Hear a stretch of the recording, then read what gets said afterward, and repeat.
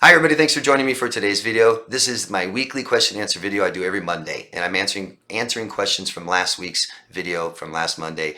I encourage all of you to go down below into the comment section, ask me any question you want, come back next Monday and look for my answer and let me know what you think, okay? Give some feedback so that I know that you heard my answer so that it makes sense to you, and if it doesn't, let me know so I can try to help it make more sense to you. I'm sorry if I miss anybody's questions. I do that from time to time. Just ask me again, please. I won't do that on purpose, okay? I really could use your guys' support. If you think this is benefiting you, can benefit someone else, can you please support me by voting up or down, commenting down below, sharing this video somewhere else, subscribing to the channel, hitting the notification bell. If you guys aren't doing any of that and you're coming in every single week and watching this video, if you like this video, you know, the only way it can continue is some kind of support. So I'm only getting about 10% support from the viewers, and I'd like to continue this, but YouTube is banning me, and so the views are just getting down to almost none, where then I can't do the video anymore. So I'm down to like 100, 200 video or views in a day. Pretty bad. So it's got to start picking up. I have different things I'm going to start doing to help, but I need your guys' help too. Thank you very much. Okay, so I recommend something every single week. This week I'm going to recommend something I recommended before, but it's been a few years, and it's really good. It's called lithium orotate. Lithium orotate is not to be confused with lithium carbonate. That's a drug, hard narcotic. Don't take that. Take lithium orotate. This is a trace mineral already in your body that stress tends to deplete massively. The people I've gotten to take this have nothing but positive feedback and like it very much. I highly recommend it. You can find it, I'll put the link down below in the description box. You can find it on Amazon. They do 5 milligrams. God, how many pills? It doesn't say. 60 pills, $12.34 US. Give it a try. Anyone who's done it and you have some feedback down below would be great for people to see. Anybody who does try it, let me know what you think, okay? All right. Here's some stuff about it.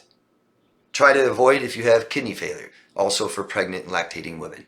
Those are the people that said that probably shouldn't take it. Like anything, consult your doctor. If you have any concerns, questions like that, you could look it up, but consult a doctor. Let them tell you what they think. Just be sure you let them know which lithium it is. It says here, over-the-counter lithium orotate is promoted as a health supplement for low-dose source. Limited clinical evidence exists to support use. Non-controlled studies have examined the use of low-dose lithium orotate in the treatment of alcoholism, migraine headaches, and depression. That's a lot of us, isn't it? Adequate clinical studies are lacking to support dosage recommendations. That's something that you guys can, you know, if I don't feel anything, maybe take more. If I don't like how it feels, maybe take less. But I just haven't had any negative feedback from this yet. The history. Lithium has been associated with curative properties in Greek literature for centuries, while visits to natural lithium-enriched waters were reportedly undertaken by Mark Twain, Grover Cleveland, Theodore Roosevelt, among others in the 19th century. There was even a beverage marketed as lithium lemon soda in the mid-1900s to make it seem healthier. Lithium has been associated in longevity in Japanese literature and historically was considered beneficial in treating hepatitis. Interesting. So let me know what you guys think, okay? Especially if you guys have already taken it. I'd love the feedback. It helps people kind of make their decision a little more. All right, let's get into the questions. Oh, first, actually, I want to thank Stephen for his donation. I want to thank all of you who have ever donated to this channel. Stephen did, and thank you very much, Stephen. I can't think of a better gesture than giving someone your hard-earned money. Thank you. I'll make sure it goes to good use. Thank you very much. I also want to, again, state, as you guys probably all know already, I started a petition last week to stop online narcissistic bullying. The petition will be right down below. Please consider signing it. Okay? This is just simply to stop harassment online. For children, I mean, massive amounts of children are taking their own lives. Lots of adults are taking their own lives.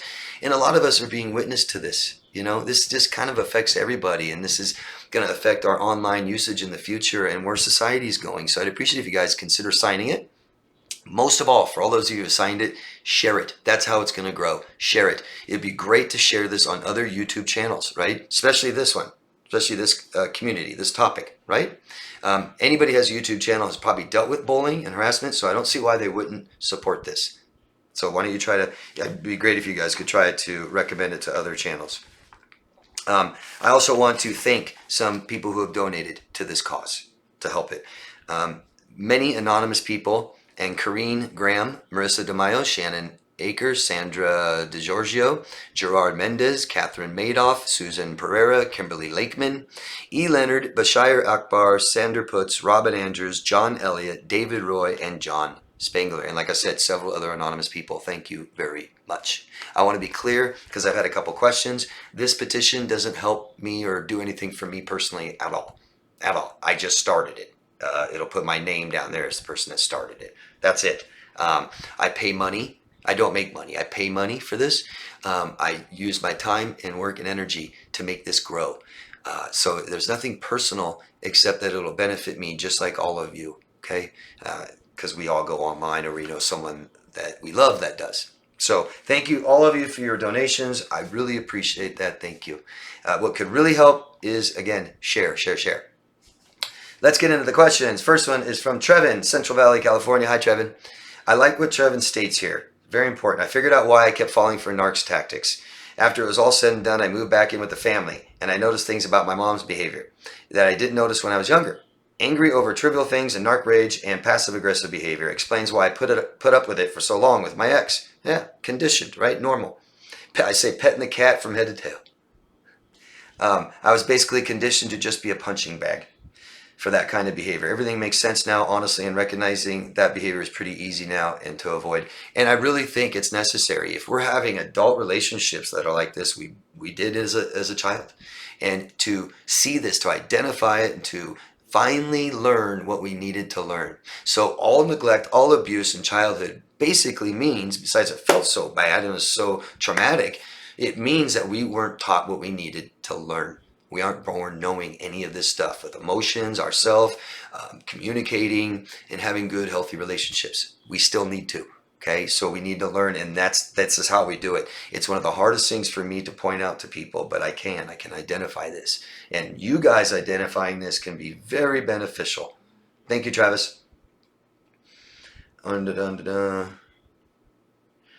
Carissa, hi Carissa, says, signed and shared. I've been sharing Shane's Law for years because of you, and thank you for starting one. Thank you and everyone for all the advice and support. I feel safe now. Yay. Thank you, Carissa. Emily from South Africa. Hi, Emily. The people at work don't treat me well. I find it difficult to concentrate on my work. People are weird. The better you treat them, the worse they treat you. And just don't forget, Emily, that these are the people you've had experiences with. Not everyone, okay? Don't do that. I may be weird, but I don't treat people worse the better they treat me. You know, and neither do anybody I know. I've met people like that. I've had experiences like that, but not everybody's like that. Okay. So try to see what you can do about it, Emily. 3 options is tell them to stop, tell the boss maybe, or get a new job or deal with it. But this could be a good way to start learning boundaries, to start standing up for yourself. You know, do what you're comfortable with, Emily, but we've got to be comfortable, not stress. Okay. Traveling man from Louisiana. Hi. Thanks for the response, David. I've put in the work. I think that's why I'm frustrated. I've read books, lost 30 pounds exercising and eating healthy. I've been seeing a counselor since the last week of May, but I haven't really made headway. I set goals and achieve them, but it's short-lived excitement. I still don't have that fulfillment I guess I'm looking for. I'm not sure. I have no understanding or clarity of what or why she did this to me. The gaslighting, empty words, convincing me it's all my fault, anger towards me, blaming me for her depression, not the fact that she just had a death in the family. I mean, she's making me out to be terrible, but she's literally loved me so much to make me a pallbearer in the funeral. The time has gone by, and although I'm not struggling the way I was in the beginning, I'm still not okay. The worst part of my mental processing is not understanding how and why I no longer exist to my ex. And I don't know if I could do that right here, right now. I want you to know that it seems like you're getting better. It's good to chart your progress every day. How I feel, rate myself. Am I getting better? Okay. It sounds like you're getting better. That's good. So you might keep getting better, right? But I do want to say, if this is the person that's not giving you the help that you need, then we go find someone else. Okay. It's really important. If we need a lot of help and we don't get it, we tend to get worse. If we go to somebody else that's not giving us the help that we need, and I've said this before, If this is the help you need, if you need to grow and get better like this, and a professional is only doing it like this, it can cause more damage, believe it or not. So consider if, and talk to your professional and ask them, tell them, say, I don't know if I'm getting better. I'm having problems with this and stuff like that. And if it still doesn't get better, I would try somebody else. Okay, really important. You said since the end of May, so we got June, July, August, September. It's been 4 months, and we should definitely be getting a lot better. Definitely. But we're all different. We don't compare. It doesn't matter how quick somebody else did it. It's all about you, but we do need to get the help that we need. Okay, and it sounds like you're still struggling quite a bit. So that might be a problem. Okay. I'm not going to try to explain to you right now because I don't know them. But, abusive, toxic people tend to split. Psychological split, black and white thinking. You may have been a great guy at one moment, and the very next moment you're an awful, awful person. And it's a defense mechanism. Okay, this person may not know how to keep themselves safe, and so they convince themselves of whatever they need to stay safe. Okay, I'm sorry. I'm really sorry. At least you're talking about this, but we need to learn. We need to learn. We need to learn why you've made choices like this. Okay, it's really important to know that, understand why. That you have made some choices, and everything she's done to you is not your fault. We just need to know how to avoid this, not do it again. Okay? Yeah. Please keep asking me questions. Let me know what you think of my answer. Emily says, even little stressors feel big. It feels weird. Yeah, if we have a stress disorder, I'm not saying you do, I'm just saying if we do, then yeah, little stresses are huge. We don't know what to do. We feel trapped. We feel helpless. We're not sure what to do. We haven't been taught how to keep ourselves safe. Next one. Oh, Emily again. Hi, David. Thank you for what you said. I get it. Only I can know who I am. I don't have to live up to other people's expectations, and nobody else can tell you who you are. All of you out there, nobody can tell you how you feel or how you should feel. Nobody can tell you what you need or what you should need or what you want or what you should want or what you value or what you should value or what your opinion is. All different, and nobody can tell you. A lot of people like to, but they can't. So you know who you are, and if people disagree, they don't know you. It's that simple, okay? If there's something you don't like about yourself, we change it tomorrow. We decide I want to be this, and we start showing it, okay? All right, next one is from Rory in Ohio. Hi, Rory. Have you ever heard the phrase, the day that I stopped loving you is the day you loved me more? That is what I felt with my husband so many times. He knew I was losing a part of my love for him, a piece of my heart each time he hurt me, so he would ramp up the charm, his professed caring for me. There did come a time when I had nothing left to give. Well, I know that you had enough to give to yourself. Good. And yeah, I've heard of things like this. The dependency, dependent on each other. Don't want you to leave, won't call you out on your problems, won't make much of a stir, will just deal with it. And so things become threatening. An outside force can be threatening. Like somebody that likes your partner, you're afraid. I mean, I've seen all kinds of fears trigger people into thinking they're going to lose the person they're dependent on. And so this kind of push-pull, right? Once you pull away, I'm going to start coming towards you. And then I start pulling away, you come towards me. Very, very toxic, isn't it? No two people working together for anything. It's just working against each other like this. Yeah, I've heard it. I've heard it said many different ways too. Thanks, Rory. Curious Nettie from England. Hi, Nettie. I'm doing pretty well, but I'm wondering if you've got any tips for head-swerving flashbacks. They catch me unaware, and then I struggle not to ruminate. Well, at least understand what flashbacks are. So memories are emotionally charged experience. That's why I remember it. It's emotionally significant, okay? And trauma becomes very significant.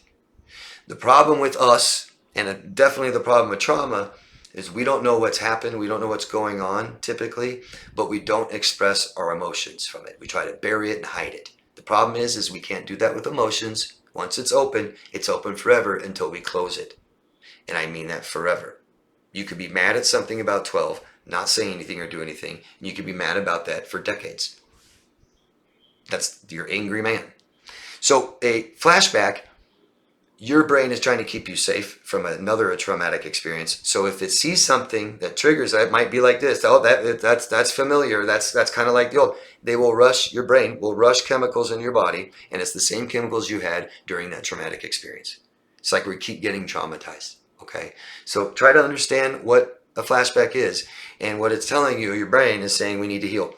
There's something so traumatic that happened so badly. I'm so scared and so afraid of it happening again. I don't know how to avoid it. I don't know how to keep myself safe. So I'm just going to say everything's bad and dangerous and rush as many stress chemicals into you as possible to convince you to not do this, to not go outside, to not meet someone, to not tell them, to not ask them, to not do anything but stay safe. Okay? We can process and heal these things with a professional, and you're worthy of it. I asked you to explain. You gave me some more details. I was very young when I married my first husband. I now realize that my bullying father and brother made me ripe for narcissistic abuse. You suffered 9 years at the hand of my cruel, malignant narcissist husband. I now think I may have cptsd. And so we need a doctor to tell us this. We can't just self-diagnose other people and self-diagnose ourselves and treat ourselves. So we're having flashbacks because we're not healed yet, Nettie. We're just not healed from these experiences. It might be too hard for you to do on your own.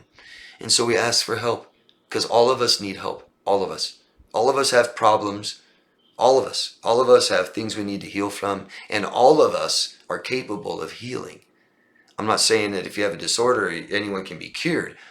Everyone can heal. Everyone. Healing is possible. I'd find help to do that. Okay? Thank you, Nettie. And Dale of Kanaz Comics. Is there a connection between having a messy home and being raised by narcissistic parents? The connection would be, messy home and messy stuff are signs of depression. I'm not diagnosing or saying it is. Those are just signs. And being depressed by being raised from narcissistic parents is guaranteed. Guaranteed. There's a problem when a child is depressed at 9, 10, 11. That was me. There's something wrong. The narcissistic parents will try to blame the child, but come on. Other signs are headaches, stomach aches, anxiety, suicidal. Okay? So now that we're adults and we have messy rooms, and there's something with you not being able to keep it clean. Yeah. And it's typically depression. Okay? And you're going to be depressed if you're raised by narcissist parents, period. You may not be aware of it. It may get better right away. I don't know. But I hope that makes sense. Let me know. Thank you. Salema from France. Hi, Salema.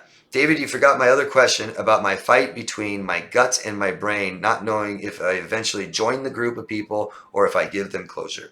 And so Salema is dealing, and I'm sorry if I missed your question. I thought I answered it. Thanks for telling me. Salema's dealing with an issue where she had a meetup group that she was interested in. She was attending, and it didn't feel good after a while, and she didn't know what she should do.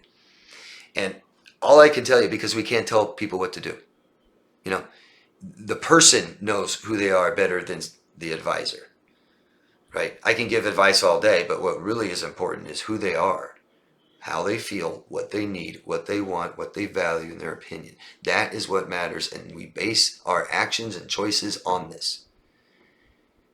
So first, it doesn't matter what we do. It matters how we feel about it. So Salema, if this is something you don't like, then figure out what you want. Do you want this to work out? Then we try. We tell people, I don't like this, I don't like that. If people are capable, or you've tried and failed and you can't fix it, then it's over, just like a relationship. You don't have to keep trying now. You can end it now. As far as giving closure, if you value respect for others, respect for yourself, and honesty and integrity, loyalty, if you value these things, show it by giving closure. Okay? Let me know what you think of my answer. You may not like it. Doesn't matter what you do, only how you feel about it. So try not going. If that doesn't feel good, maybe you go. David. Hi, David. And this is Hassan Aldib. Hope I got that right. I really feel a bit lost whenever I have something good going on in my life to try to distract myself from my ex-BPD, who treated me bad when I needed her the most, and a lot of lies. She contacts me or sends messages like, "Hi, do you want to talk to me for a moment?" Or, "I miss you, I love you. Mostly I don't want to replay nothing to it. But next day I feel bad and guilty. I think I still have feeling for her. I don't know why do I or what to do, since it's very hard for me to block her everywhere because we did it a million times before maybe, although the person I loved was an illusion." I don't know what game now she is playing. I wish that she can change, but I know she won't. I have no one that I can trust and talk to about this because I feel guilty, and 99% of people will judge you and advise you and won't hear.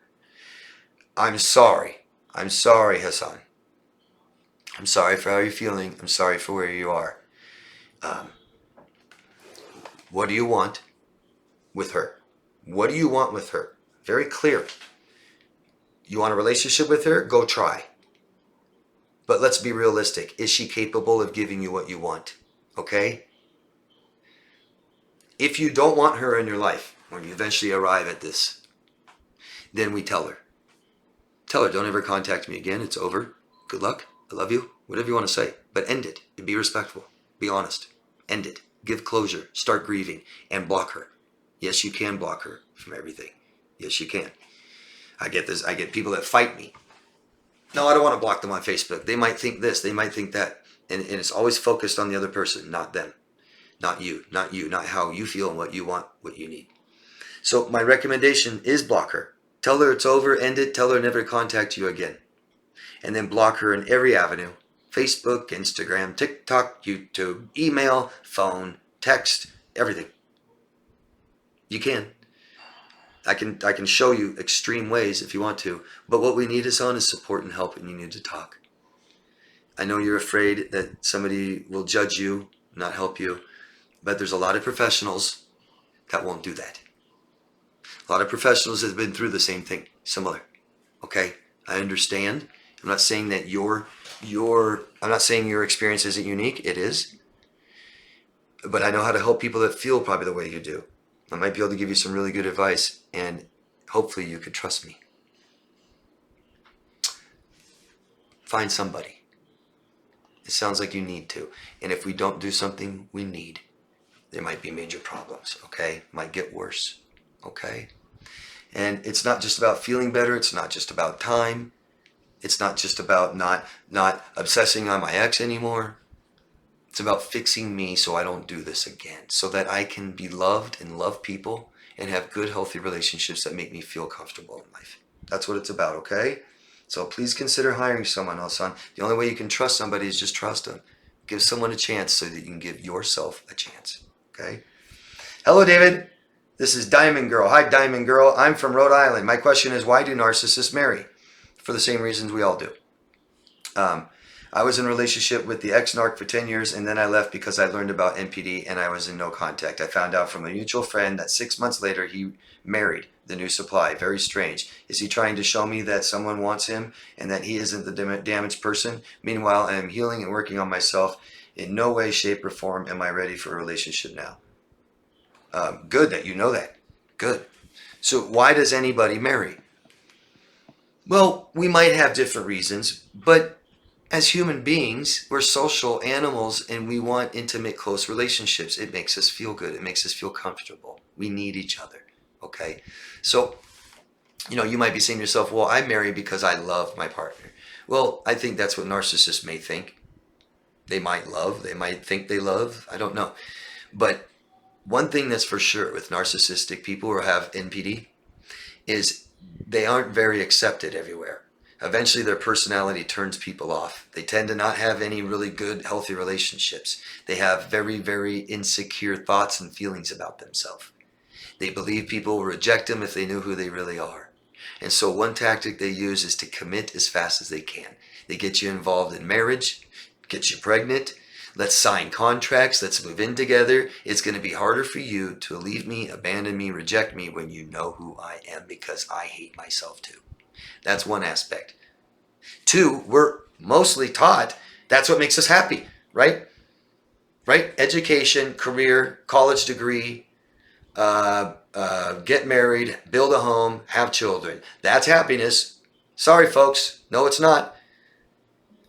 Because all you have to do is look at the thousands, millions of people that have done it, aren't happy. Why is that? It must not be that. Or you're just going to try to add something else. Well, yeah, you also need a dog and a cat, and a fence around the yard, white picket fence. No, it's delusional. We aren't here to be happy, happy, happy, happy. We're here to be comfortable. Life is stressful. We need comfort. People do that. Help us. Relationships. Okay? So there's a couple reasons why they marry. Midlife crisis. I was taught and told that this makes me happy. So I go try to do this, which takes till about 40s, midlife. And that's when we realize I've done everything I know to make me happy. And it's critical time now. Uh-oh. Hope that makes sense. So narcissists may want to marry for the same reasons we do, because they said it's going to make me happy.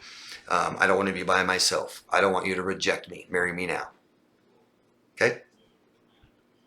Let me know what you think, though. Rose. Forgot where you are, Rose. I don't want to guess. I keep thinking about what he said a few weeks ago. He does say horrible things, but so sudden you don't react. My granddaughter is going to be 3 in December. She loves dressing up as Elsa from Frozen. She had princess dress on, and he adores her, gives her everything she wants. But out the blue, he said to her, "Are you Elsa?" She said, "No." He said, "But you're dressed as Elsa, so you are Elsa." She said, "No." And then she said, Then she said her name, and he laughed and said, "Give her identity crisis." I don't know what to say about that, Rose. I've pointed out a few times in your questions how what you say he's doing is abuse. Abuse and neglect. People like this don't really relate with children very well. People like him had a horrible, horrible childhood. People like him tend to not like children because they were taught that children are less. When he was a child, he was taught he was less than human. He's not an adult. And they want to be an adult. And once they're adults, they don't really respect children much. But if you have any other questions, Rose, let me know, okay? I hope you get away from him someday. Sooner than later. And I think that's it. That's it, guys. Thank you very, very much for all your questions. They were great, as always. I hope my answers were okay. Please let me know. And I'll see you guys next week. Love yourself first. Bye-bye.